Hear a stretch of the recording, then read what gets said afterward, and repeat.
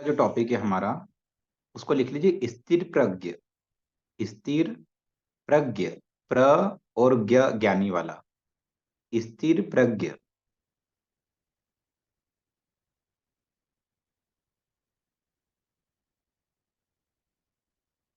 तो आज के टॉपिक में हम बात करने वाले हैं स्थिर प्रज्ञ के बारे में कि आखिर जो स्थिर प्रज्ञ हम जिसकी बात कर रहे हैं क्या विषय है।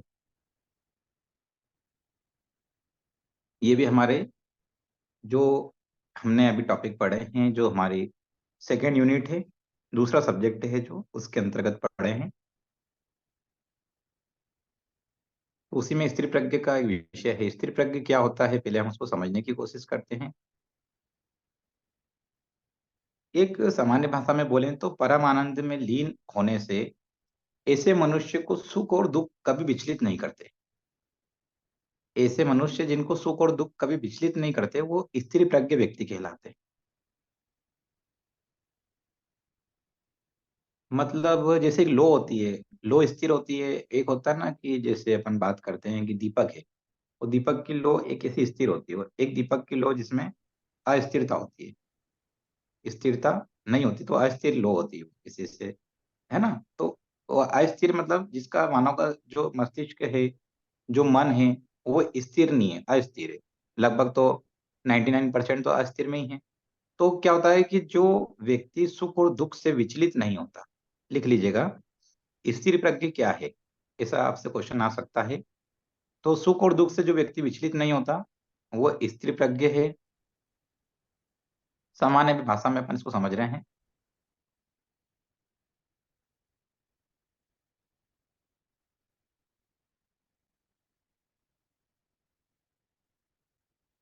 गीता में भगवान श्री कृष्ण ने स्थिर प्रज्ञ के बारे में बताया हुआ है, उसी में से।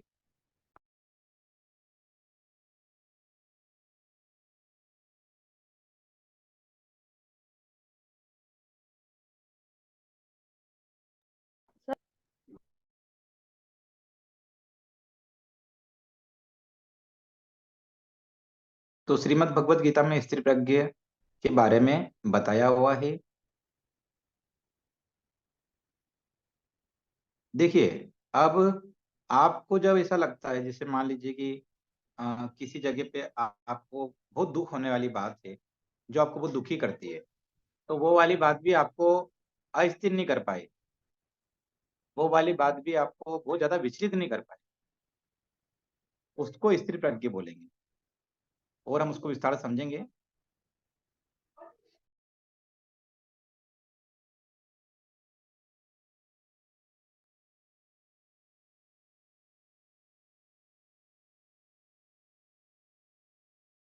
मतलब सर सुख और दुख में समान स्थिति में रहना। हाँ बिल्कुल, सुख और दुख में समान स्थिति में रहना। स्थिर प्रज्ञ व्यक्ति जो होता है वो दोनों स्थिति में सामान्य होता है।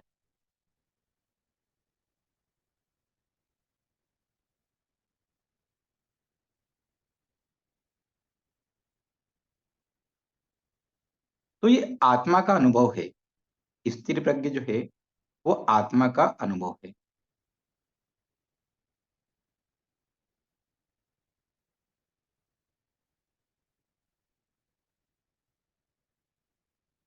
स्थिर प्रज्ञ को एक अपन ऐसा बोलते हैं सिंपल भाषा में भी, उसको समझने के लिए, स्थित प्रज्ञ। स्थिर और स्थित एक ही शब्द है। तो स्थित प्रज्ञ यानी प्रज्ञा में स्थिर होना, प्रज्ञा में स्थिर होना।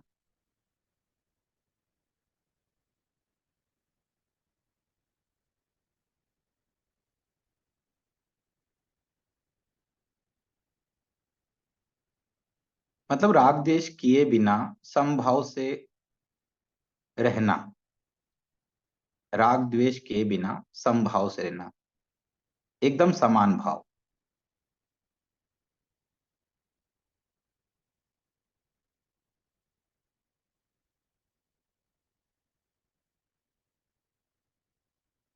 जो परम तत्व को जानता है वो ही स्थिर प्रज्ञ रह सकता है। परम तत्व को जो जानता है वही स्थिर प्रज्ञ रह सकता है। क्यों आपको कोई दुख परेशान नहीं करेगा, क्यों आपको तनाव नहीं होगा, जब आप जान जाएंगे।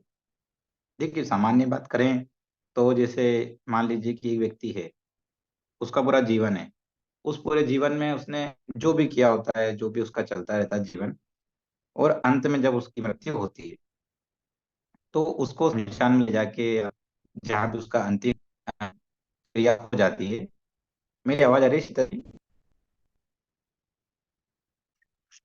सर बीच बीच में आवाज डिस्टर्ब हो रही है। हाँ सर, आवाज डिस्टर्ब हो रही है सर।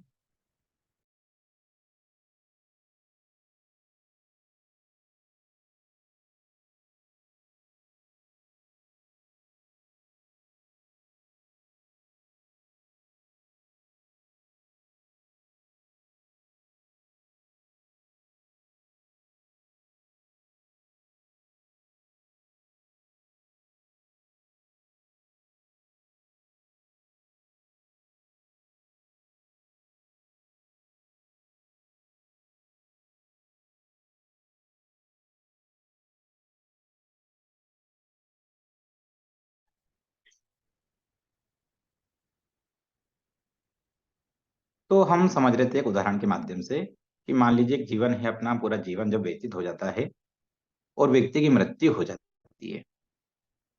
मृत्यु, जब व्यक्ति की मृत्यु हो गई तो उसके उस समय मतलब अंतिम समय जो उसका होता है, ठीक है, उस समय में उसके लिए क्या जरूरी है? जब व्यक्ति को पता चल गया कि आपका अगले 2 मिनट के बाद आपके प्राण जाने वाले, तो उस वक्त तो उसके लिए क्या जरूरी है? क्या उसके लिए पैसा जरूरी है? क्या उसके लिए गाड़ी बंगले जरूरी हैं? उसके लिए संपत्ति जरूरी है? उसके लिए कोई और बात, कोई और नीड है? सोच के देखिए। मान लीजिए कि आपको पता है कि अगले कुछ पलों बाद जान जाने वाली है, तो एकमात्र उसके पास विकल्प होता है, वो परमात्मा को याद करता है। एक ही मात्र विकल्प होता है उसके पास, वो परमात्मा को याद करता है। उससे कोई बोले कि लास्ट के आपके पास में आज का पूरा 1 घंटा बचा हुआ है, इसमें क्या करना चाहोगे? और वहां पर उसके घर वालों से पूछेंगे तो वो कहेंगे, अरे इसकी संपत्ति नाम करानी है, इसके साइन कराने बाकी हैं, इसका ये कराना बाकी है, इसका ये क्यों। उनको अभी जीवन में मोहमाया बची हुई है। पर वो जो व्यक्ति का आखिरी का 1 घंटा बचा हुआ है, उस व्यक्ति के पास को जाएंगे तो वो सोचेगा कि मैं ऐसा क्या कर लूं, क्या मैं आखिरी में गीता का पाठ कर लूं, क्या मैं आखिरी में कोई मंत्र उच्चारण कर लूं, आखिरी में क्या हनुमान चालीसा पढ़ लूं, या मैं ऐसा क्या कर लूं कि जिससे मुझे अभी प्राण मेरे जाएंगे तो मुझे उसके बाद के जीवन में समस्या नहीं हो, तो उसके बाद जो आत्मा की गति बताई गई है उसमें हमको दिक्कत नहीं है। तो मैं ईश्वर का नाम लेके अपने प्राण प्राण को त्याग दूं। वहां पर व्यक्ति के अंदर कोई मोहमाया नहीं होती। वहां पर क्या ये सोचेगा व्यक्ति कि पड़ोसी के यहाँ पे कार आई है और मुझे उससे अच्छी कार लेनी है, या और कोई कम मतलब जैसे उसको लगता है कि यार आज मेरे पास 10 लाख रुपए नहीं है, 15 लाख रुपए नहीं है, होते तो मैं ऐसा करता। या वो क्रिकेट के मैच पे जाएगा कि आज इसका स्कोर क्या हो रहा है भारत का। कोई भी उसके अंदर मोह नहीं बचेगा, किसी भी तरह की उसकी लालसा होगी, जो भी सब उसके जीवन में होगा उन सब से वो परे। हाँ, ये जरूर है कि परिवार के बीच में रहेगा, पर परिवार के बीच में रहते हुए वो परमात्मा को याद करेगा, परमात्मा को याद करेगा, परम तत्व को याद करेगा, और उसके बाद उसके प्राण को त्यागना चाहेगा। उस वक्त व्यक्ति के अंदर किसी तरह की इच्छाएं नहीं होती। इच्छाएं हैं तो उसके साथ तनाव है,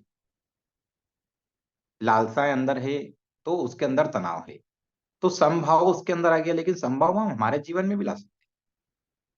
आप सोच के देखो, कई लोग क्या करते हैं, अपना पूरा जीवन जो है वो अलग अलग तरह के कार्य करते हैं, बहुत मेहनत करते हैं। अच्छा देखो, समझो एक व्यक्ति बड़ा हुआ, बड़ा होने के बाद उसने बहुत मतलब कंपनियों में काम किया, नौकरी की, और तरह तरह के जॉब से उसने किए और सब कुछ किया। और जब उसके बाद उसने पैसा कमा के अपने परिवार को दिया, परिवार के भरण पोषण में उसने पूरा जीवन लगाया, और उसके बाद में जब वो व्यक्ति बुजुर्ग हो जाता है, जब वो कुछ कमाने लायक नहीं होता या कहीं जाने लायक नहीं होता, तो क्या उसके वही घर वाले जिसके लिए उसने अपना पूरा जीवन न्यौछावर कर दिया था, कई जगह तो बहुत अच्छा होता है कि बुढ़ापे तक उसका बिल्कुल साथ देते हैं, बीमार हो जाए तो बच्चों को लगाव रहता है। लेकिन हम कई जगह ऐसा भी देखते हैं कि क्या होता है कि उनकी जान चली गई और बच्चे विदेश में हैं, और सालों बाद बच्चे आ रहे हैं, जब तक वो जो बॉडी थी वो पूरा ढांचा बन चुकी है। ऐसे भी हमने किससे पेपर में पढ़े। तो उसके पीछे की जड़ क्या? उसके पीछे की जड़ ये है कि उन लोगों को उनने खूब पढ़ाई करवा दी, खूब पैसा उनके ऊपर इन्वेस्ट कर दिया, सब कुछ कर दिया, लेकिन बाद में वो ही माता पिता को समय नहीं दे रहे। अब माता पिता के पास में अंतिम समय में क्या रास्ता बचा? केवल परमपिता परमात्मा को याद करना। और अभी के जीवन में यदि कोई व्यक्ति जो यंग है बिल्कुल एकदम, उससे बोल लो कि चलो अपन योग करते हैं, अपन ध्यान करते हैं, या अपन परमात्मा को याद करते हैं, तो वो उससे दूर भागता है। एकदम राइट है, वो उससे दूर भागता है अभी आज सर, के समय में। हाँ, जब तक कोई प्रॉब्लम नहीं आती जब तक योग में आते ही नहीं है। आते ही नहीं, एकदम राइट। तो तो जब बोरिंग तक उसको कोई लगता है प्रॉब्लम नहीं बच्चों को। आती, हाँ, जब तक कोई प्रॉब्लम नहीं आती, जब तक वो योग में आता ही नहीं है, और जब तक कोई समस्या में नहीं आता, जब तक वो ध्यान भी नहीं करता है। तो जैसे मान लो डिप्रेशन में आया तो ध्यान करेगा, अनिद्रा में आया तो ध्यान करेगा, लेकिन सामान्य जीवन में कोई ध्यान नहीं करता। आप जब ध्यान करोगे तो आप पाओगे कि जिन बातों से आप बहुत जल्दी विचलित हो जाते थे, उन बातों से विचलित नहीं हो। अच्छा, योग करते वक्त भी तो ध्यान होता है ना, आसन करते वक्त भी। ऐसा तो नहीं कि बिना ध्यान करे आप आसन कर सकते हो, गिर जाओगे, बैलेंस बिगड़ जाएगा। तब भी आपको फोकस रखना होता है, तब भी आप ध्यान करते हो। तो जितना ज्यादा संभव, समत्व योग उच्चते, जितना ज्यादा हम संभाव रखेंगे उतना ज्यादा स्थिर प्रज्ञ रहेंगे। और आगे चलते हैं, और आगे थोड़ा पढ़ते हैं, उसको समझने की कोशिश करते हैं कि हम क्यों इस विषय को ले रहे हैं, क्यों हमने इस टॉपिक को लिया है, और इस टॉपिक का तनाव प्रबंधन में भी क्या योगदान है, उसके बारे में भी हम आगे पढ़ते जाएंगे। गीता में भगवान श्री कृष्ण ने अध्याय 2 में स्थिर प्रज्ञ के बारे में बताया हुआ है। अध्याय 2 के अंदर टॉपिक नेम क्या है सर? मैं लेट ज्वाइन करी थी स्थिर सर। स्थिर प्रज्ञ, स्थिर स्थिर प्रज्ञ। प्रज्ञ, हाँ जी। तो गीता में भगवान ने अध्याय 2 के अंदर श्लोक 54 से 72, 54 टू 72 में बताया हुआ है।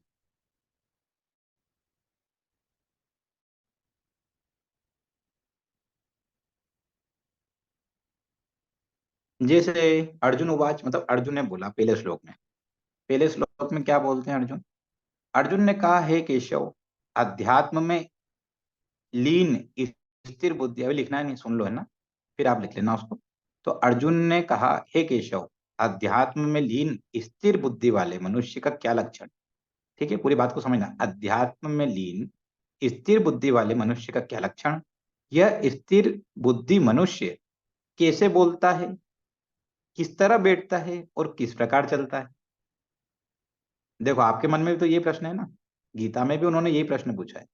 अभी आप सबके मन में भी आ रहा हो ना, सर स्थिर प्रज्ञ बता रहे हैं, स्थिर प्रज्ञ क्या? तो सबसे पहले तो प्रज्ञ मतलब बुद्धि, और स्थिर मतलब स्थिर बुद्धि। तो पहला उत्तर अपने को इस प्रश्न में मिल गया। तो अब इसको लिख लो आप, स्थिर बुद्धि स्थिर प्रज्ञ को बोल रहे हैं। अब लिख लो कि पहले श्लोक 54 नंबर के श्लोक में अर्जुन ने 54, श्लोक नंबर 54, अर्जुन ने कहा, हे केशव, अध्यात्म में लीन स्थिर बुद्धि वाले मनुष्य का क्या लक्षण है?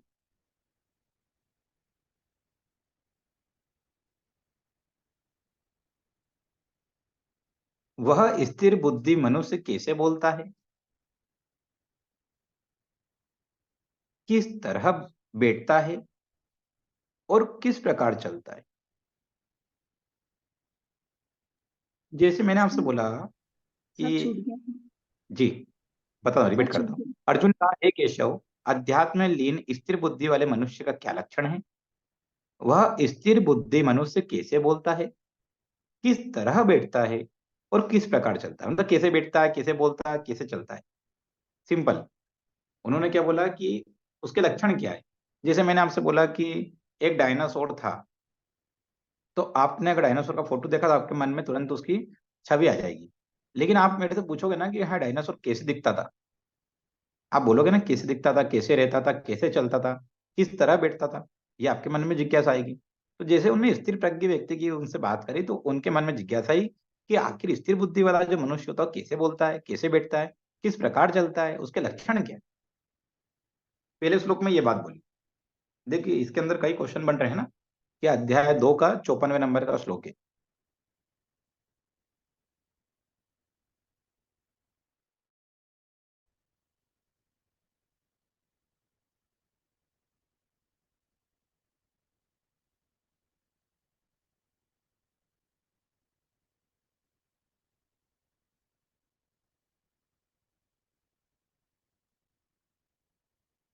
चलिए, तो अगले श्लोक में परमपिता परमात्मा मतलब भगवान श्री कृष्ण ने जवाब दिया है, भावार्थ के रूप में आप लिख लीजिए उसको। श्री भगवान ने कहा, हे पार्थ,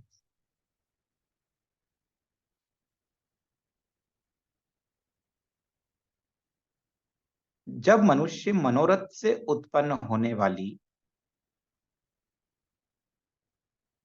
इंद्रिय तृप्ति की, सर फिर से श्री भगवान ने कहा, हे पार्थ, जब मनुष्य मनोरथ जब मनुष्य मनोरथ से उत्पन्न होने वाली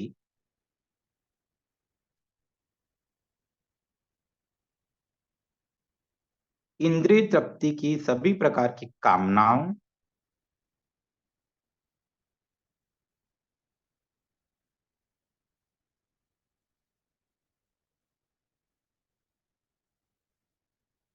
जब मनुष्य मनोरथ से उत्पन्न होने वाली इंद्रिय तृप्ति की सभी प्रकार की कामनाओं परित्याग कर देता है, सभी प्रकार की कामनाओं का परित्याग कर देता है, जब मनुष्य मनोरथ से उत्पन्न होने वाली इंद्रिय तृप्ति की सभी प्रकार की कामनाओं का परित्याग कर देता है, जब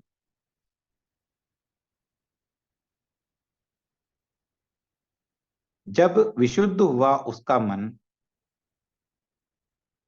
आत्मा में ही संतोष प्राप्त करता है।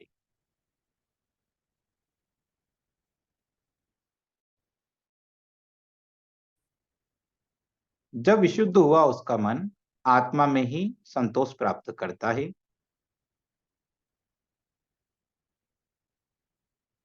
तब वह मनुष्य चेतना में स्थित कोष्टक में स्थिर प्रज्ञ कहलाता है।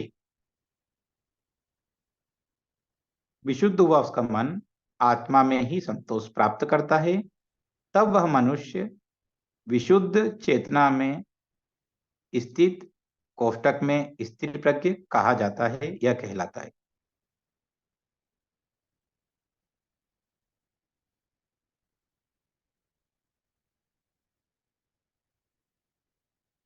अब देखो, जब मनुष्य ने क्या करा, कोई कार्य को किया, उस कार्य को करने के बाद उसकी इंद्रिय को तृप्ति प्राप्त हुई, सर संतोष प्राप्त करता है तब वह मनुष्य स्थिर प्रज्ञ, ऐसा कुछ। कहलाता है, कहलाता है तो ब्रैकेट में क्या लिखना था सर? स्थिर प्रज्ञ। जब वह मनुष्य चेतना में स्थित स्थिर प्रज्ञ, स्थिर प्रज्ञ को कोष्टक में लिखना है, चेतना में स्थित, चेतना में स्थित को स्थित स्थित प्रज्ञ या स्थिर प्रज्ञ कहा जाता है ना, चेतना में स्थित कहलाता है।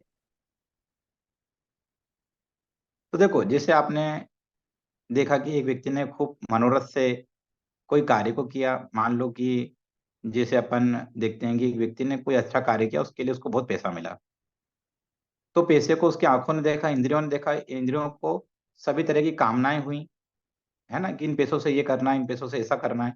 तो जब उन सभी कामनाओं का परित्याग हो जाए, पैसा आया तो पैसे का कोई मोह नहीं, ठीक है, जरूरत के लिए इतना पैसा चाहिए उतना है, उसके अलावा उसका कोई मोह नहीं।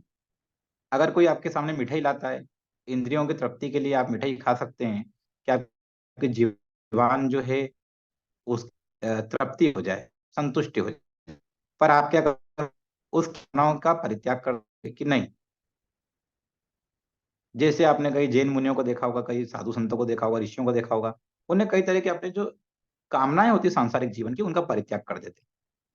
जैसे वो एसी में नहीं रहते हैं, है ना, वो बहुत अच्छे बिस्तरों पे नहीं सोते हैं, वो जितनी भी तरह की इंद्रियों की तृप्तियों की कामनाएं होती है उन सबका परित्याग कर देते हैं, और उनका मन में आत्मा ही जो है, उनका मन आत्मा में ही संतोष प्राप्त करता है, अंदर ही अंदर संतोष प्राप्त करता है, तो वो मनुष्य स्थिर प्रज्ञ कहलाता है। मैंने सामान्य एक उदाहरण से आपको समझाने की कोशिश करी है कि जैसे मान लो कि एक व्यक्ति के पास में बहुत सारा पैसा आया तो उसके मन में बहुत तरह की कामनाएं आई कि मेरे को कार खरीदनी, मुझे ऐसा करना है और इस तरह से अपना एक बंगला बनाऊंगा, ये करूंगा वो करूंगा, कामनाएं कामनाएं, बहुत सारा उसके सामने स्वप्न बन गया और वो स्वप्न में लीन हो गया। अब मान लो कि वो स्वप्न पूर्ण नहीं हो पाया, अगले दिन ईडी की रेड डल गई और आयकर वालों की रेड डल गई और पता चला वो पैसा उसका चला गया, तो वो व्यक्ति कितना दुखी होगा? बहुत दुखी होगा। जैसे एक व्यक्ति के यहाँ 300 करोड़ रुपए थे, 300 400 करोड़ रुपए, उसके यहाँ रेट डल गई। अब उसने 300 करोड़ रुपए कैसे कैसे जुगाड़ करके लाया होगा वो कितना कि पैसों की मशीनें भी थक गई और पैसों की मशीन गिनने वाली जो थी वो भी सब वो हो गई। तो वो व्यक्ति का जब चेहरा टीवी पे देखा तो उस बड़ा दुखी था वो, बहुत दुखी। अब क्या वो ये पैसे लेके उसका जन्म हुआ था या क्या वो पैसे लेके जाएगा? दोनों का ही जवाब ना है। ना तो उसका पैसा लेके जन्म हुआ था और ना पैसे लेके जाएगा। तो स्थिर प्रज्ञा वाला व्यक्ति क्या बोलेगा? ना तो ये मेरा था, ना ये आगे भी मेरा है। तो वो उसका दुख नहीं मनाता। पैसा है, जरूरत है, सामान्य अपन जीवन जी रहे हैं, जितनी जरूरत है सोच के देखो। अमीर से अमीर आदमी जब ट्रेन में जाता है ना तो उसकी सीट की चौड़ाई और लंबाई देखो। उसकी सबसे महंगी सीट ए वन में है, उसकी सीट की चौड़ाई और लंबाई आपके घर के बेड से बहुत कम होती है, क्योंकि उतने में ही व्यक्ति को सोना है और उतने व्यक्ति मजे से सोता है। ये तो हो गई जिसके पास में बहुत पैसा और बहुत अच्छी क्लास की सीट है, और वही एक सामान्य व्यक्ति जनरल के डब्बे में जाता है और वहां उसको बैठ जाए तो वही उसके लिए संतोष है। एक जनरल के डब्बे में व्यक्ति जो खड़ा है उसके लिए बैठना ही संतोष है कि मेरे को बैठने की सीट मिल जाए। और एक व्यक्ति, अच्छा, अब एक जो ट्रेन का डब्बे को अगर देखें, एक फर्स्ट एसी के, तो उसके अंदर व्यक्ति के लिए क्या जरूरत की जो सामग्री है वो क्या है? उसको एक बिस्तर दिया हुआ है और उसको एक सीट दे दी गई है और उसके अलावा उसको जो भी है, मतलब जो भी उसको दिनचर्या में आवश्यकता लग रही है उतना ही, वो उसमें बहुत खुश है। वो एक दिन उसको निकालना है, 24 घंटे का सफर है, पर घर में उसको कितनी सुख सुविधाएं चाहिए। कई लोगों के घर देखो बहुत पैसा है, तुमने घर कैसे बना रखे हैं? उसमें 20 25 कमरे हैं और कई कमरे तो ऐसे हैं कि जिसमें महीने में कोई एक बार भी चला जाए तो बहुत बड़ी बात। 4 कमरे हैं और उतना है तो वो सब सफिशियंट है व्यक्ति। लेकिन जितना ज्यादा होता जाता ना व्यक्ति उसका उतना ज्यादा फिलाव करता जाता, उसकी आकांक्षाएं कमी नहीं होती। जैसे मान लो कि एक ड्रेस है तो उतने आपके पास में 30 दिन की 30 ड्रेस है, फिर भी कोई ने बोला कि और ले लो, तो हाँ ठीक है दिला दो, दिला दो और अच्छा है। और फिर क्या हुआ कि वो जो ड्रेस अच्छी थी, जो 30 में जो अच्छी ड्रेस थी उसमें से भी एक छाटी की नहीं, ये थोड़ी सी गलत हो गई, इसको किसी को दे देते या इसको रिटर्न कर देते हैं। तो वो नहीं सर, अच्छी अच्छी ड्रेस दिलाने थी, की उसमें नुकसान नहीं हुआ। दिलाने की बात तो दूर है सर, जब बहुत सारे ड्रेस है लेकिन फिर भी अगर कहीं जाना है घूमने या पार्टी में तो फिर लगता है हमारे पास ड्रेस ही नहीं है। हाँ हाँ हाँ। तो ये क्या है ना कि, अच्छा आप जो एक और बात देखो कि अभी एक व्यक्ति के साथ में मेरा जाना हुआ, तो उनने बोला कि यार वो, मैंने बोला कि बाइक से चल सकते हैं, उनने बोला नहीं अपन तो कार लेते हैं। हमने कार क्यों लेते हैं? बोले जिससे मिलने जाना है ना उसके ऊपर इंप्रेशन पड़ेगा। मैंने बोला उस पर क्या इंप्रेशन पड़ेगा? तो बोले इंप्रेशन पड़ेगा कि अपन कार से आए, अपन अमीर लोग हैं। मैंने अच्छी बात है, ठीक है भाई तेरी बुद्धि। अब वहां जिस जगह गए तो वो व्यक्ति तो अंदर है, वो तो कार तो बाहर ही खड़ी करके जाना है। ऐसा तो है ना कि कार आप उसके अंदर ले जाओगे कि देख भाई मैं कार लाया हूँ, इसको देख मैं कार से आया हूँ। तो ये मन की केवल उसकी, जो कहते हैं ना, उसकी केवल ऐसी भावनाएं हैं जो उसने अपने आप को इतना मिसगाइड कर लिया है इंसान ने कि वो जो, मतलब जिसे अपन बोलते हैं संतोष होना चाहिए पूरा। जैसे अपन मान लो कि कोई को भोजन देते हैं, तो भोजन में आप देखो जो स्त्री प्रज्ञा वाला व्यक्ति कैसा दिखता है, कैसा रहता है ना? देखो ना, जो साधु संत होते हैं वो स्त्री प्रज्ञा होते हैं, जो ऐसे ऋषि मुनि है वो स्त्री प्रज्ञा होते हैं। क्या होता है, जैसे उनके सामने कोई ने पत्तल में खाना दिया, बड़े चाव से खाते हैं, उसमें भगवान को भोग लगाते हैं, बड़े उससे खाते हैं। नहीं नहीं नहीं नहीं, अरे परम पिता परमानंद धन्यवाद धन्यवाद, भोजन मंत्र करेंगे, ईश्वर का धन्यवाद करेंगे, सब करेंगे, ठीक है। और नीचे बैठ जाएंगे और नीचे चटाई है तो चटाई मिल गई तो ठीक है उस पे सो गए, और नहीं तो जमीन पे सो गए। वहां जो इंद्रियों की कामनाएं तो उन्होंने क्या कर दी, परित्याग कर दी। इंद्रियों की कामनाओं का क्या कर दिया, परित्याग कर दिया। अब बताओ, वो व्यक्ति नीचे सोया और एक व्यक्ति बहुत अमीर है, उसके पास बहुत पैसा है, उसके वहां पे इतना मोटा गद्दा है स्प्रिंग जैसा, बिल्कुल मखमली, पर उसको उस पे भी नींद नहीं आ रही। और एक वो चट सोया, उसको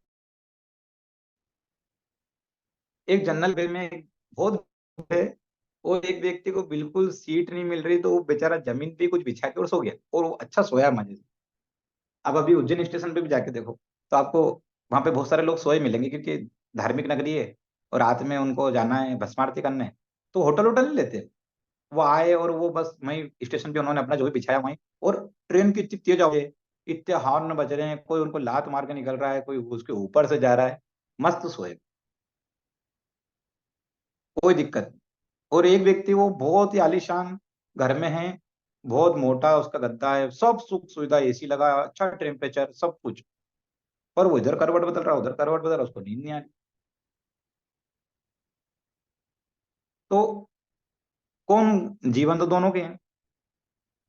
एक परेशान हो रहा है सब कुछ होने के बाद भी, और एक कुछ नहीं होने के बाद भी उसकी आत्मा संतुष्ट है।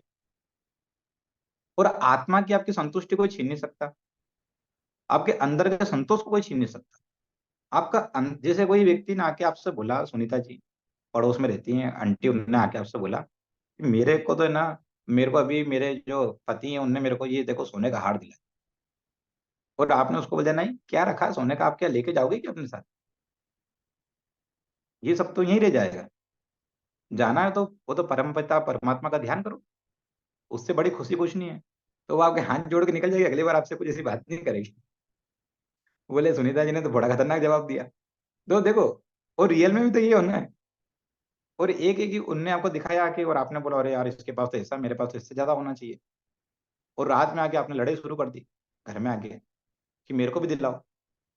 और फिर उसके लिए जो आपके पति हैं उनके ऊपर बहुत ज्यादा तनाव आया, और एक था कि आपको संतोष हो गया कि नहीं मेरे पास तो है ना, मैं खुश हूँ उसमें, रहने दो, आपको बहुत अच्छी अच्छी बधाई, आपको शुभकामनाएं, आपके पास अच्छी बात है, पर मेरे पास तो ये मेरे को बहुत अच्छा लगता है। और आपके चेहरे की जो खुशी रहेगी उसको देख के वो व्यक्ति तनाव में आ जाएगा, जो आपको ईर्ष्या उत्पन्न करने आया है वो आपको तनाव में आ जाएगा। सबसे बड़ा गहना क्या है, आपके चेहरे का खुशी, चेहरे की मुस्कान सबसे बड़ा गहना।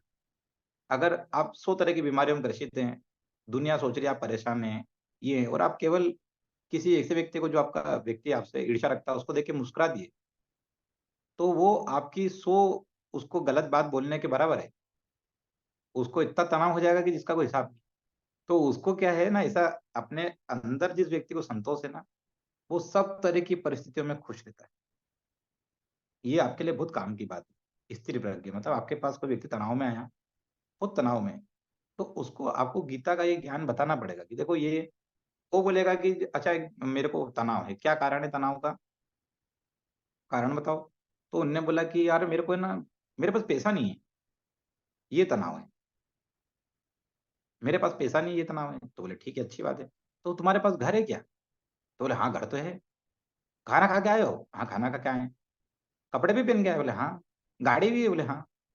तो और पैसा आएगा तो क्या करोगे, क्या करोगे और पैसा आएगा तो, बचत करोगे, जमा कर लोगे, और क्या कर लोगे, बैंक अकाउंट में रख लोगे, और क्या करोगे, पैसा तो खा नहीं सकता आदमी। तो हाँ यार बात तो आपकी सही है, तो स्थिर प्रज्ञ बनो ना, आपकी बुद्धि को स्थिर करो। आप क्यों अस्थिर हो, आप क्यों सोच रहे हो कि पैसा होगा तो ऐसा करेंगे ऐसा करेंगे, जब आएगा जब कर लेना ना। नी है तो चिंता क्यों करना, नी है तो जो है उसमें खुशी रहो, उसमें सुखी रहो, ठीक है ना। एक जैसा कोई व्यक्ति आपके पास आया, उसने बोला कि मैं मानसिक रूप से बहुत परेशान हूँ। क्यों परेशान हूँ भैया, बोले मैं इसलिए परेशान हूँ कि मेरे को है ना, मेरा मतलब मेरे को नौकरी नहीं मिल रही। कोई बात नहीं, नौकरी नहीं मिल रही, चलो अच्छा बताओ नौकरी नहीं मिल रही तो फिर क्या परेशानी का कारण क्या है। बोले नौकरी नहीं मिलना परेशानी का कारण है। अच्छा खाना मिल रहा है, मिल रहा है। सोने को मिल रहा है, मिल रहा है। अच्छा जीवन चल रहा है, अच्छा जीवन चल रहा है। घर में हो, घर में हो, हाँ। छत है, हाँ छत है। मूवी देखने गए थे, हाँ गया था, गया था, मूवी देखने भी गए थे, ठीक है। घूमने गए थे कहीं? हाँ, घूमने भी गए थे। सब तो हो रहा है। नौकरी होने के बाद क्या करोगे? तब भी तो यही करोगे। तब तो और कम समय बचेगा। दिन भर नौकरी करोगे तो बस आके घर पे खाना खाओगे, सो जाओगे या टीवी देखोगे, और क्या करोगे? तो जो अभी तो ज्यादा कर सकते हो। नौकरी नहीं तो बहुत कुछ कर सकते हो अपने आप में। नया सीख सकते हो, बहुत कुछ कर।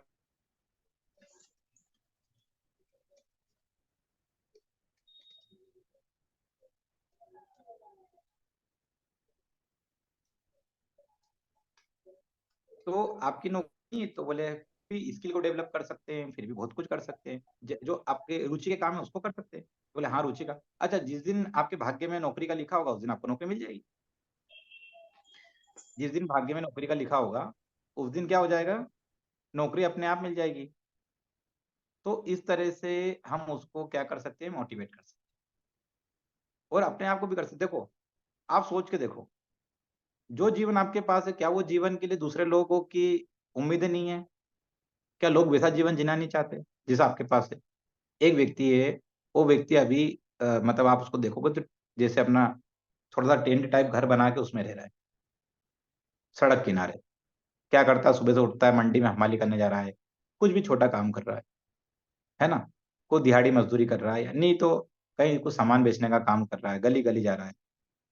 तो वो व्यक्ति आपको देखता है तो उसको लगता है, अरे वाह, इनका जीवन कितना अच्छा, ये कितने अच्छे घर में रहते हैं, इनके पास कितनी सुख सुविधाएं हैं, इनको क्या कमी है? और कोई आपसे आगे पूछे कि क्या कमी है, तो आप उसको कमी का बिल्कुल एक किताब लिख के दे दो। ये कमी है, ये भी कमी है, ये भी कमी है, ये भी कमी है। तो आपने उसको बहुत सारे, यार मेरे पास नौकरी नहीं है, अरे ठीक है ना, जीवन तो है। और नौकरी नहीं के तनाव में अगर रहोगे तो वो जो जीवन अच्छा आपको स्वास्थ्य मिला वो बिगड़ जाएगा। अच्छा देखो, अभी एक प्राइवेट व्यक्ति प्राइवेट नौकरी कर रहा है, प्राइवेट कंपनी में नौकरी कर रहा है, जी जान लगा रहा कंपनी के लिए, बहुत सारा मानसिक तनाव भी ले रहा है, घर आके भी काम में लगा है, दिन भर भी काम में लगा है, सुबह भी काम में लगा है। उसको कंपनी आराम नहीं करने दे रही, बहुत काम ले रही है, तनख्वाह दे रही है, और इतना तनाव लेके जो तनख्वाह कमाएगा तो बाद में तो अस्पतालों में देगा, क्योंकि तनाव तो साथ में बीमारी लेके आएगा। तो हमारे पास जो है उसमें संतुष्टि, अगर इतनी सी बात सब समझ जाए तो तनाव का बहुत बड़ा कारण दूर हो जाए। और जब जो होना होता है वो होता है। जिस दिन तय है कि इस दिन ये काम होगा उस दिन हो जाए, प्रयास करो, पर प्रयास का चिंता नहीं करना, प्रयास का तनाव नहीं लेना। आपने प्रयास किया, दिलीप भैया ने प्रयास किया, गांव में एक योग के लोगों के लिए जागृति करी, शहर में तो मिल जाते लोग, शहर में आते हैं लोग, सीखने आते हैं, करने आते हैं, गांव में नहीं आते। तो गांव में उन्होंने शुरू करा तो 2 लोग 3 लोग आते थे, फिर धीरे धीरे 4 हुए, 5 हुए, अभी सूर्य नमस्कार कराया तो पूरा पूरा गांव इकट्ठा हो गया। तो ये लगातार प्रयास के कारण, अब पहले दिन ये चिंता में आया, मेरे पास 2 ही लोग आए, मैं क्या करूंगा योग, कैसे कराऊंगा योग? और ये जहाँ पे नी है, जिस जगह पे नी, वहां पर भी इनका नाम लेके लोग मेरे से मिलने आ रहे हैं कि हमारे जो क्षेत्र है उसमें तो वो कराते हैं, हम तो उनके छोटे भाई हैं। और वो मेरे से मिल रहे, वो बता रहे कि नहीं भैया, वो क्योंकि आपकी सफलता, आप वहां पे नहीं भी होगे तो भी आपकी सफलता चीख चीख के आपका बखान करेगी। आपकी मेहनत कभी खाली नहीं जाएगी। 2 लोग थे, ठीक, कोई बात नहीं, 2 थे ना, 2 तो थे, जीरो तो नहीं थे, 2 थे, चलो 2 में से 1 हो गया, कोई बात नहीं, 2 में से जीरो आज हो गया, कोई। आज पूरा गांव मेरे साथ है, गुरुजी आपकी हाँ, कृपा से। आज आज पूरा वो गांव साथ पेपर में। पेपर में भी आया था उस दिन, 12 जनवरी के दिन, करीब हाँ हाँ, 200 लोग थे मेरे साथ। देखा था, मैं देखा था। उसकी मैं हाँ, आपको सब आपके ऊपर चिंता मत करो। हाँ। पता है कि हम क्या काम करते हैं, बहुत कैसे काम अच्छी करते बात। हैं। हाँ, बधाई। बहुत। और एक सर की भी ग्रामीण बहुत। क्षेत्र में, जी जी, यहाँ पर हमारे उज्जैन के पास में प्रताप नगर करके मतलब घटिया विधानसभा है, और उसका एक बड़ा गांव है, 10,000 की आबादी उसके आसपास कवर होती है। वहां पर जब हम नीचे स्तर पे जाते हैं, शहरों में तो ठीक है, लोगों में जागरूकता है, पर जब ग्रामीण स्तर पे योग को अपना लेंगे लोग, जब करने लगेंगे, तो मान के चलो कि जो स्वास्थ्य के लिए भारत का बजट खर्चा होता है ना, बहुत ज्यादा होता है। और अगर वो वहां पर लोग अपनाने लग गए तो निश्चित मानिए कि तब जाके अपन बोल सकते हैं कि हमारा भारत जो है वो आगे बढ़ रहा है। आगे शहर के लोगों से नहीं बढ़ रहा है। शहर के लोग तो बहुत कलाकार होते हैं, उनसे कभी कोई देश आगे नहीं बढ़ते। देश जो आगे बढ़ते हैं वो ग्रामीण आबादी से बढ़ते हैं। आप अभी आपको बताऊं मैं, आप सब बहुत विद्वान लोग हैं, पढ़े लिखे लोग हैं, पर हमारे देश में जब अभी चुनाव हुए, तो चुनाव होते हैं तो क्या होता है ना कि जो मशीन लगी होती है, ईवीएम जिसको बोलते हैं, तो जब आप हमारे उज्जैन की या भोपाल की या इंदौर के आसपास के गाँव में जाएंगे, तो वहां पर आप यदि जब मतगणना जहाँ पे मतदान होता है वहां पर अगर बैठेंगे, तो आप पाएंगे कि वहां पर लोग है ना इतने अशिक्षित हैं कि उनको ये नहीं पता होता है कि कैसे बटन दबाना है, क्या लिखा हुआ है, वो लिखा हुआ नहीं पढ़ सकते। उनको चिन्ह देख के भी नहीं समझ में आता है कि क्या करना है, किस कोई ने बोल दिया कि ऐसा करना है तो उसकी बात में आगे कर दिया। उनका खुद का कुछ भी नहीं है। वो पूरी तरह से आप मतलब सोच के देखो कि उनकी अशिक्षा, उनका मतलब दिमाग में कुछ सोचना विचारना कुछ भी नहीं। तो इसके कारण क्या हो रहा है कि जो देश की प्रगति है ना, वो उसमें बहुत बड़े बाधक भी हैं। तो उनको कैसे, क्योंकि उनके पास तो पैसा भी नहीं है, उन तक शिक्षा पहुंचाना बड़ी बात है।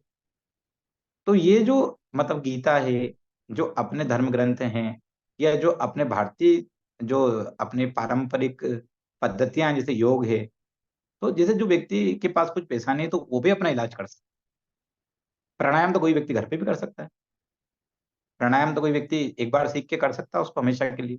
तो इस तरह से अगर अपन दैनिक जीवन में इस तरह से स्थिर प्रज्ञ व्यक्ति को पहले समझाना पड़ेगा कि देखो ये बातें हैं, फिर उस बात को समझेगा। चलिए आगे अगले श्लोक में देखते हैं क्या बात है। तो इसको काफी विस्तार से इसलिए समझा दे कि स्थिर प्रज्ञ क्या है, इसकी बात थी उसके अंदर। ठीक है, तो आपको बहुत विस्तार से अच्छे से समझ में आया होगा, और काफी उदाहरण भी उसमें दिए हैं, तो जिससे आपको हमेशा के लिए याद रहे।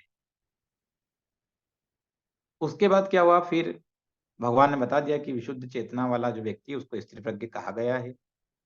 तो दुखों की प्राप्ति होने पर जिसका मन, अगला श्लोक में लिखना, अगले श्लोक में बताया है कि दुखों की प्राप्ति होने पर जिसका मन, सर इसमें श्लोक नंबर और ऐसा कुछ नहीं है? एक मिनट आपको बताता हूं मैं।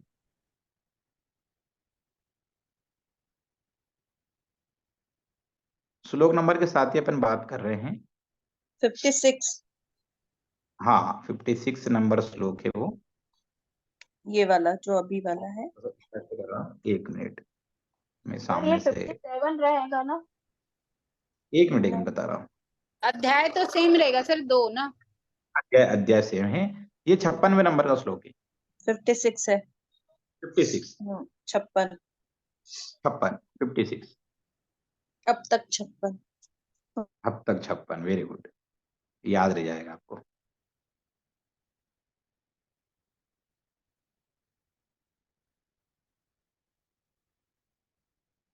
तो स्थिर प्रज्ञ व्यक्ति की जब हमने बात करी, उसी में हमने बात करी 56 नंबर श्लोक पे है। वो क्या है कि दुखों की प्राप्ति होने पर जिसका मन विचलित नहीं होता, दुखों की प्राप्ति होने पर जिसका मन विचलित नहीं होता, सुखों की प्राप्ति की इच्छा नहीं रखता,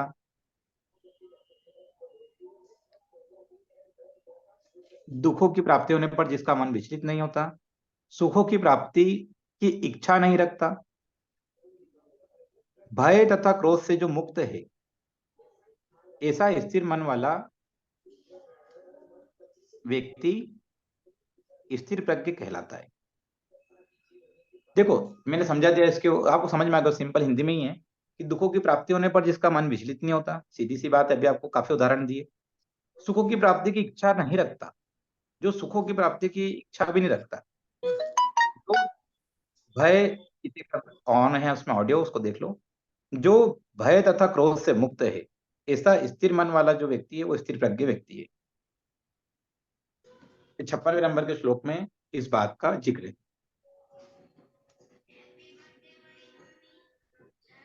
कोई का ऑडियो ऑन है, प्लीज चेक कर लीजिए।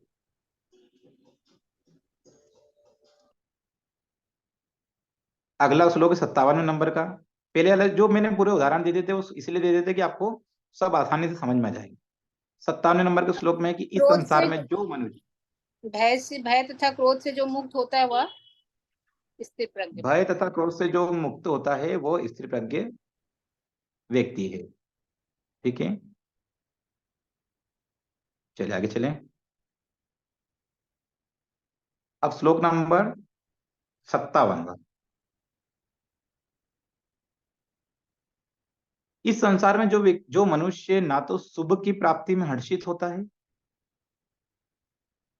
इस संसार में जो मनुष्य ना तो शुभ की प्राप्ति में हर्षित होता है,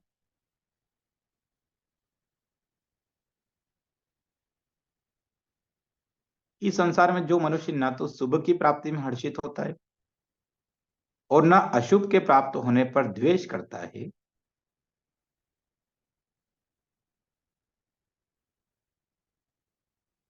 ऐसा बुद्धि वाला व्यक्ति स्थिर प्रज्ञ है।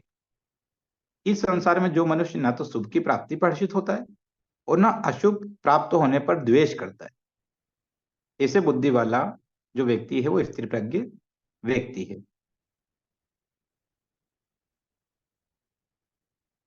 तो ये भी आपको बिल्कुल शुद्ध हिंदी में मैंने बता दिया है, आपको समझ में आ गया होगा, और ये भी आपने अभी उदाहरण में समझ अशुभ लिया का होगा। क्या सर? अशुभ? अशुभ के प्राप्त होने पर भी द्वेष नहीं करता, ना अशुभ के प्राप्त होने पर द्वेष करता है, ऐसे ऐसी बुद्धि वाला व्यक्ति स्थिर प्रज्ञ कहलाता है। उन्होंने बोला था लक्षण क्या, लक्षणों की बात हो रही है, तो हर श्लोक में लक्षण की बात हो रही है।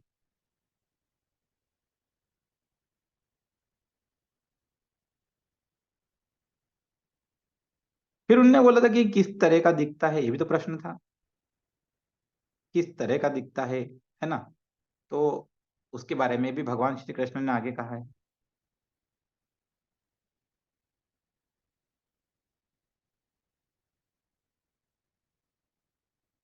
जिस प्रकार कछुआ सब ओर से अपने अंगों को समेट लेता है, जिस प्रकार कछुआ जो होता है वो सब दूर से अपने अंगों को समेट लेता है, उसी प्रकार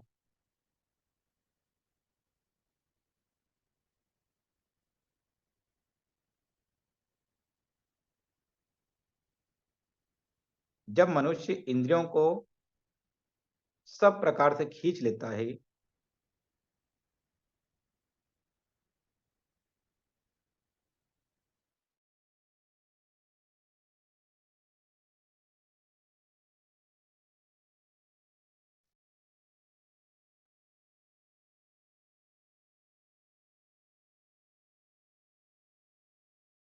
तो पूर्ण चेतना में स्थिर होता है। जिस प्रकार कछुआ सब ओर से अपने अंगों को समेट लेता है, उसी प्रकार मनुष्य इंद्रियों को जब सब प्रकार से खींच लेता है, तब वह पूर्ण चेतना में स्थित होता है। कछुआ देखा आपने, उसके वो जो ढाल जैसा बना रहता है, उसमें जब उसको संकट आता है तो वो अपने पूरे अंगों को उस ढाल के अंदर कर देता है। उसकी बहुत मजबूत होती है, ढाल बहुत मजबूत होती है। जब उसको संकट नजर आता है तो वो अपने पूरे अंगों को, अपने सिर को सब अंदर कर लेता है और पूरी केवल ढाल बच जाती है, दिखने में केवल आपको ढाल नजर आएगी। तो उसी प्रकार से उसने जैसे सब अपने अंगों को अंदर खींच लिया, तो ऐसे ही अपनी सभी इंद्रियों को अपन जब क्या करते हैं, इंद्रिय विषयों से हटा के अपने अंदर की ओर खींच लेते हैं, तब वो स्थिर प्रज्ञ व्यक्ति हो जाता है।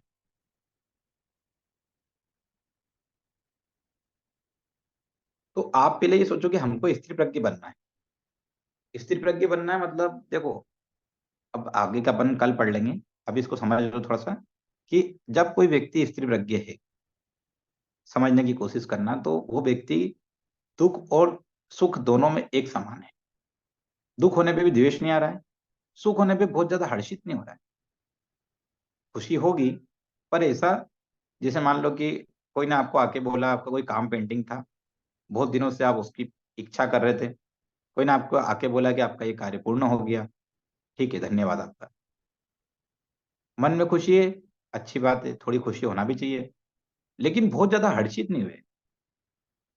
उसी तरह से कोई ने दुख की बात बताई कि अरे वो है ना, आपने ये काम बताया था वो हो नहीं पाया और ऐसा ऐसा हो गया, चलो कोई बात नहीं, आगे ईश्वर कोई मार्ग नया बताएगा। और ऐसा करके व्यक्ति स्थिरता के साथ जवाब देता है। कई लोग इसे देखे होंगे आपने, उनको बहुत ज्यादा खुशी वाली बात बताओ तो वो गंभीरता से सुनते हैं, हाँ जी ठीक है अच्छी बात है, अच्छा हुआ, प्रभु की कृपा है।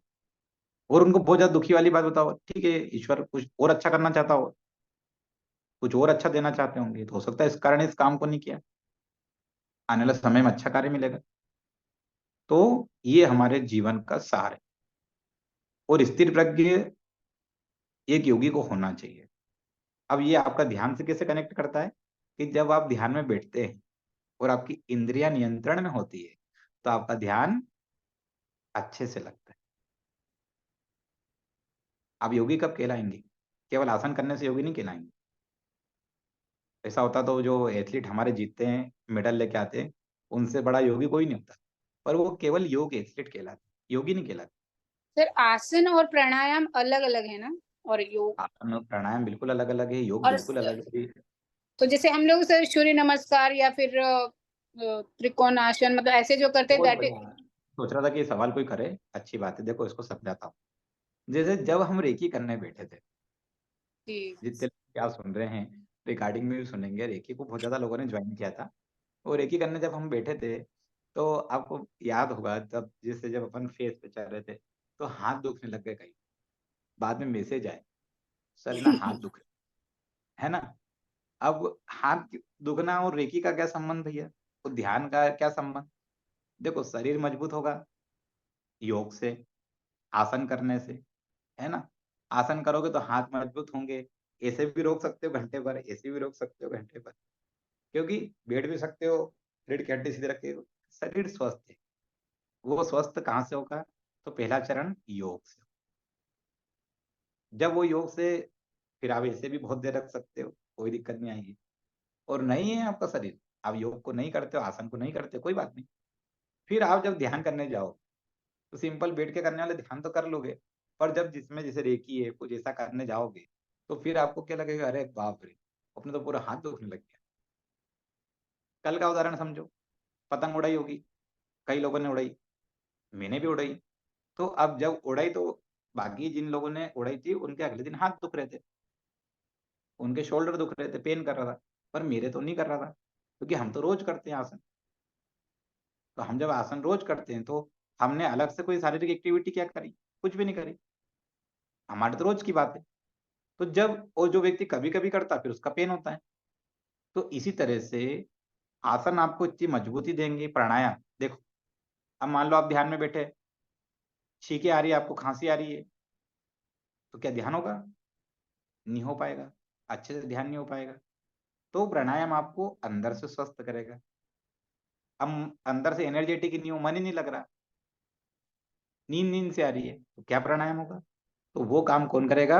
वो प्राणायाम करेगा। आसन क्या करेगा? शरीर को मजबूत करेगा। और ध्यान क्या करेगा? मन को स्थिर करेगा, आपके मस्तिष्क का विकास करेगा।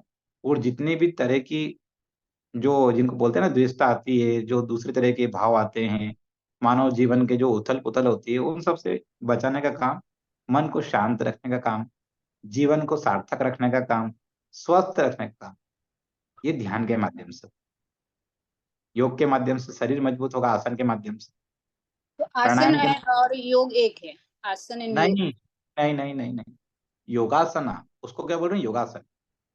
योगासन, प्राणायाम और ऐसे प्रणा 8 अंग के, ऐसे 8 अंग मिलके योग का निर्माण कर। ओके। अभी तो अपन वो पढ़ेंगे प्राणायाम अगला इंटरनली। इंटरनली। प्राणायाम इंटरनली कर रहा है ना। और आसन है वो भी कर रहा है, ये सब पार्ट है योग के। यस। इस भ्रांति को भी खत्म करेंगे, चिंता ना करें। अगला सब्जेक्ट जो अपना है वो योग है। योग ओके हम सर। सीखते हुए लगे, और योग अभी पढ़ेंगे। अगले सब्जेक्ट में योग को पढ़ेंगे। वही जबरदस्त सब्जेक्ट है, उसको जानबूझ के भी रुका हुआ था कि अभी पहले थोड़ा सा ध्यान वाला और तनाव वाला पढ़ लें, फिर योग को ही पढ़ेंगे। योग से भी किस तरह तनाव मुक्ति होगी वो उसी के माध्यम से समझेंगे। तो जो तीसरा आपका सब्जेक्ट आएगा वो सिलेबस के हिसाब से अलग है, लेकिन अभी उसमें एक सब्जेक्ट अपन ने ऐड किया है एक्स्ट्रा। उसको योग के रूप में मतलब अपन पूरा पढ़ लें कि अपने को पता हो कि हम जिसको करते हैं वो है क्या आखिरकार, वो आया कहाँ से है, किस तरह से हम जैसे उसके आसनों की बात करेंगे, उसके लाभों की बात करेंगे, सब कुछ करेंगे, उसमें सब कुछ अपन पढ़ेंगे। तो उससे सर आपको तो ये कभी नॉलेज। सर कभी जैसे कि हम लोग तो, मैं तो नवी मुंबई से हूँ, जो उज्जैन से है वो तो मिल जाते, बट मेरा ऐसा एक मानना था कि जैसे योग और आसन ये कभी कभी कैसे हम मतलब ऑनलाइन कर रहे हैं तो ऐसे मोस्टली परफेक्ट ही करते, बट कुछ कुछ होते जैसे सांस है या कुछ पोजीशन है जो ऑनलाइन में परफेक्ट नहीं पता वो चलती ऐसा तो। नहीं होता, ऐसा नहीं होता। देखो क्या होता है समझो, आपको क्या लगता है कि आप मुझे कितने बड़े दिखते होगे? वो तो कैमरे के ऊपर डिपेंड करता है सर। हमने कभी 50 इंच की मान लो टीवी होती है जो, उस जी पे आप लोग चलते हैं, जी तो आप मुझे कितने बड़े बड़े दिखते हो, बहुत छोटे है ना। छोटे। और हमारी स्क्रीन नहीं, मोबाइल पे नहीं दिखती, मोबाइल पे तो छोटे छोटे दिखते हो। जी पर जी मोबाइल पे भी जूम ऐप में एक ऐसी सुविधा है कि हर व्यक्ति आपको जैसे मोबाइल पे भी अगर देख रहे हैं तो इतनी पिन बड़ी कर पूरी मोबाइल की स्क्रीन, इतनी पूरी स्क्रीन पे एक व्यक्ति दिखता है। जी जी पिन करके भी। इस पे अपन पिन कर देते जिसको, तो वो क्या होता है, हमारे इसमें सिस्टम ऐसा है कि ऑटोमेटिक 2-2 मिनट के अंदर चेंज होते रहते व्यक्ति। एक व्यक्ति से मान लो शीतल जी दिख रही है, तो शीतल जी फुल स्क्रीन दिख रही है। फिर एकदम से शीतल जी चेंज हो गई और सुनीता जी दिखने लग गई, सुनीता जी चेंज हो गए और प्रीति जी दिखने लग गए। तो ऐसा क्या होता है कि उस व्यक्ति की सब गतिविधि दिखती है। गलत करने का कोई मामला नहीं होता उसमें, क्योंकि क्या होता है कि कई बार आपने देखा नाम लेके अपन टोक देते कि नहीं आपको ऐसा नहीं करना है, या मना कर देते हैं कि आपको ये आसन नहीं करना है, ये ऐसा। उसके पीछे क्या है कि, और ऐसे सरल सरल आसन भी करते हैं शुरुआत में कि एकदम से कोई इंजन नहीं। अपन एडवांस भी करते हैं, एडवांस योग की अलग क्लास होती है। तो क्या होता है, जैसे जब अपन योग करते हैं ना, तो ये मन के अंदर की भ्रांति निकाल दो कि अपन गलत करते हैं। गलत आप नहीं करोगे, जैसे नहीं, मान मुझे लो, ये एक बार ये लग रहा था सेटिस्फेक्शन के लिए कि मतलब ऑफलाइन कभी अगर ऐसा, जैसे क्योंकि हम लोग अभी कैसे इसके पे डिप्लोमा कर रहे हैं, तो मतलब परफेक्ट वहां पे जाके कर कभी सकते ऐसा। हैं। तो अब क्या है, देखो देखो सबकी मजबूरी होती है। जी जो जी हमारे। माता बहनें घर में हैं, हाँ, अब नवी मुंबई में आप उज्जैन से बहुत दूर हो, अब जी मान लो कि जी मैं कि आप रविवार को आ जाओ, तो देखो अभी वो हमारे दिलीप भैया हैं, शीतल जी हैं, वर्षा जी हैं, ये सब लोग तो आ सकते हैं, प्रीति जी भी चलो, हमारी तो लाइट चली कोशिश गई करेंगे। गांव की। हाँ गांव हाँ, में कोई बात नहीं भाई, समस्या भी है लाइट। कोई बात नहीं। तो देखो वहां पर क्या होता है सुनीता जी, कि जैसे मान लो कि जब अब हमको जब लोगों तक पहुंचना है, तो उनकी सुविधा को देखना पड़ता है। जैसे मान लो कि एक ऑफलाइन में केवल उज्जैन का व्यक्ति जुड़ पाएगा, ऑनलाइन में पूरी दुनिया जुड़ पाई। अमेरिका से भी जुड़ते हैं ना सुबह क्लास में, कनाडा से भी जुड़ते हैं, स्विट्जरलैंड से भी जुड़ते हैं। तो क्यों जुड़ जाते हैं, क्योंकि अब मैं तो जा नहीं सकता वहां, या वो लोग नहीं आ सकते। तो हम क्या करते, और जब भी वो उज्जैन आते हैं या भारत में आते हैं, तो क्लास में आते ही आते हैं। तो जब भी आप कभी आपका उज्जैन में राउंड लगेगा, तो आप क्लास में आइए।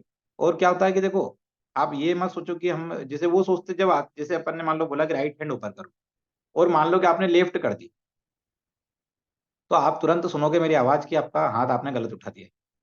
आप उसको तुरंत नीचे ले आओ और सीधा हाथ उठाओ।